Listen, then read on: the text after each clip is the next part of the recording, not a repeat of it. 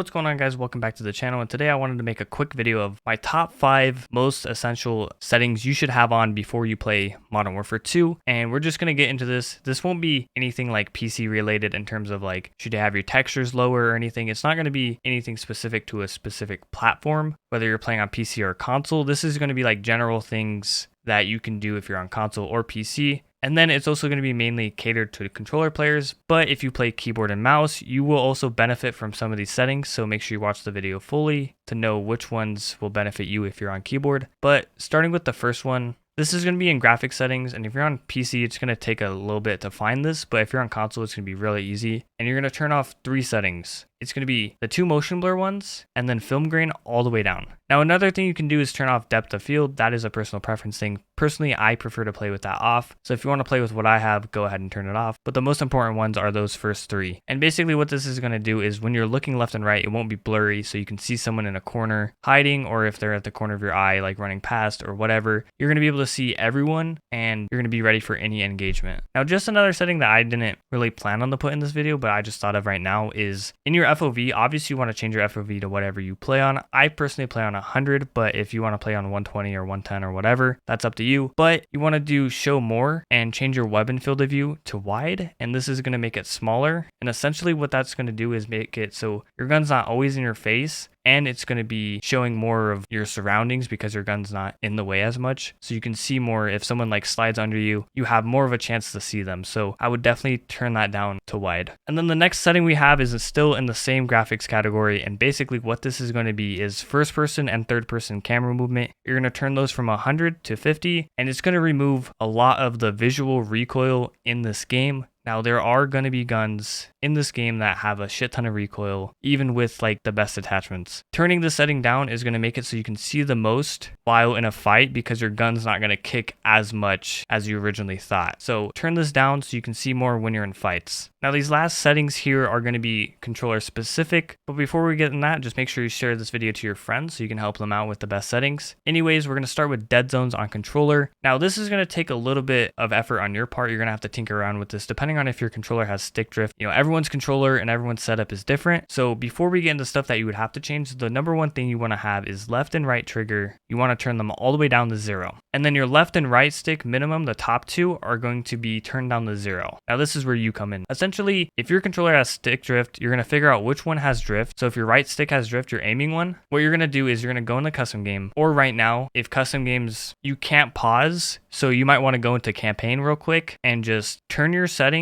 up 0.01 every time until you don't have stick drift. It's going to take a little bit of back and forth effort, but once you do this, it's going to give your controller the most raw input and basically give you the most control over what you're aiming at, where you're walking, etc. And it's just going to make you feel a lot better. If you're not used to playing on lower dead zones, your main sensitivity may be a little bit too fast, so you might want to turn it down 1. But trust me, you should get used to this, and then once you get used to it, your play's so much better. And then the next one we have is grounded mantle. This is going to be off, and then you have automatic airborne mantle. You're going to turn that off as well. Basically what this is going to do is if you're aiming at someone and you're behind like a structure, whether that's like a half wall, and you jump shot them, if you don't have this off, you will mantle the wall and it will get you killed. So essentially if you jump shot a lot, you want to turn this off.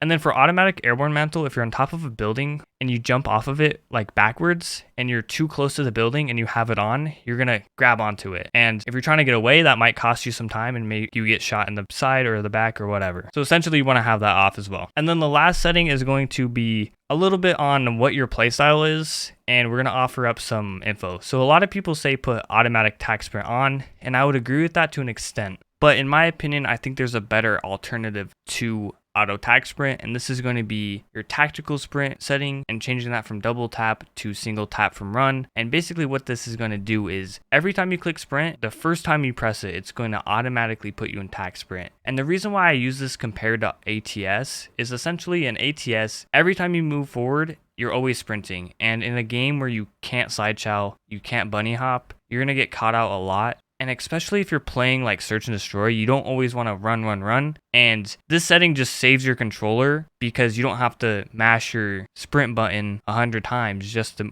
keep up with the pace of the game and keep up with players and run around the map as fast as you can. This provides a balance that I think auto tac sprint doesn't have, and it brings you a lot of freedom by putting this single tap from run setting on. So I would try this for a couple of games, and then if you prefer ATS on, that's totally fine. Go ahead and use it. But either one, I would have one or the other at least. And if you prefer Call of Duty to have like one sprint setting, this is going to make it feel as close to that as it possibly can. So I would try, both of the settings out. But those are all the settings that I could come up with that you absolutely should have for Modern Warfare 2 when it drops later today. So if you enjoyed the video, make sure you leave a like and subscribe. A lot of you guys who watch my channel aren't subscribed, so please subscribe. Anyways, I hope you all have a great day. Thanks for watching.